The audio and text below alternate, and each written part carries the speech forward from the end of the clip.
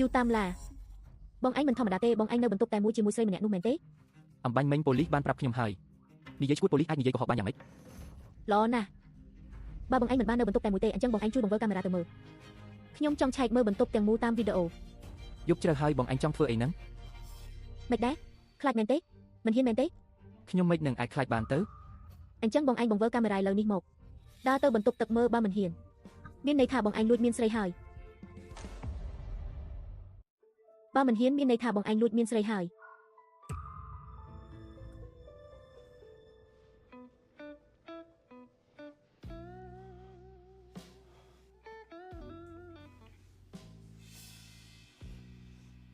ឃើញទេ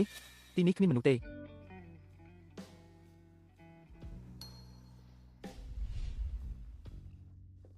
ទីនេះក៏គ្មានដែរ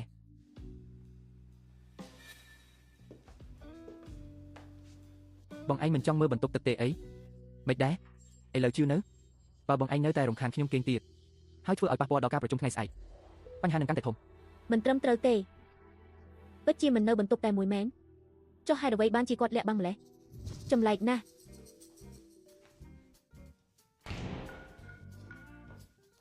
លោកសាស្ត្រាចារ្យជាងនេះជាក្រែសម្រាប់ពីអ្នកខ្ញុំបានរៀបភួយពីពួកយើងគេងម្នាក់ម្ខាងទៅបើលោកសាស្ត្រាចារ្យគេងលើសាឡុងយប់នេះសាឡុងនោះតូចណាស់លោកប្រកាសជាសម្រាប់មិនបានស្រួលទេ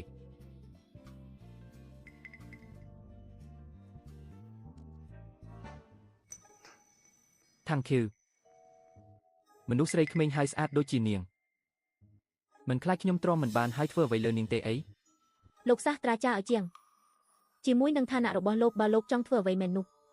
ប្រហែលជាខ្ញុំទេដែលជាអ្នកល្បួងលោកមុននោះបើលោកមិនបារម្ភទេតើខ្ញុំមានអ្វីត្រូវបារម្ភទៅល្អពួកយើងឈប់និយាយរឿងនេះទៅសម្ដីរបស់នាងពិតជាមិនធម្មតាមែនខ្ញុំនិយាយមិនឈ្នះនាងទេអញ្ចឹងពួកយើងធ្វើជាមិត្តភក្តិធម្មតាទៅគេងម្នាក់ម្ខាងចាសោះ